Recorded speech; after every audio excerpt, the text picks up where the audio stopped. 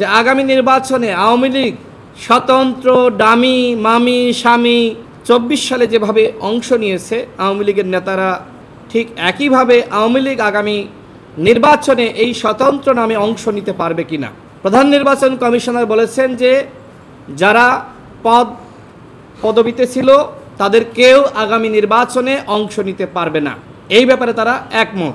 আমরা এটিও বলেছি যে ঠিক আছে, যারা আওয়ামী লীগের পদে ছিল তারা নির্বাচনে অংশ নিতে পারল না, কিন্তু একজন এমপির ভাই যিনি আওয়ামী লীগের অ্যাসোসিয়েট, যিনি ডামি এমপি নিশিরাতের এমপি একতরফা এমপি বানানোর জন্য কাজ করেছে, যিনি তার ভাইয়ের ডান হাত বা বাম হাত হিসেবে কাজ করেছে, ওই আওয়ামী লীগের অ্যাসোসিয়েটস বা যারা ফ্যাসিবাদের দোসর ছিল তারা নির্বাচনে অংশ নিতে পারবে কিনা তিনি একটু কনফিউশনে পড়ে যান।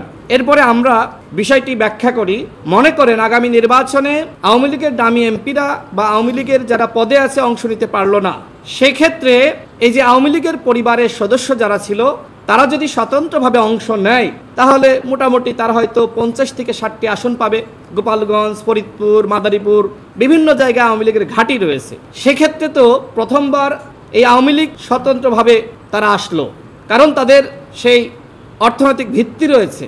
শুধুমাত্র হাসিনা পালিয়ে গেছে, কিন্তু হাসিনার যে ফ্যাসিবাদী সেটআপ পুরোটাই রয়ে গেছে।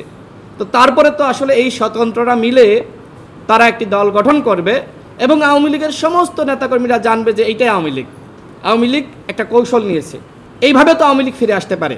তখন তিনি আমাদেরকে আশ্বস্ত করেছেন যে এই বিষয়ে তারা ভাববেন। অর্থাৎ গণ অধিকার পরিষদের দাবি ছিল আওয়ামী লীগ এবং তার অ্যাসোসিয়েটস আগামী নির্বাচনে কেউ অংশ নিতে পারবে না।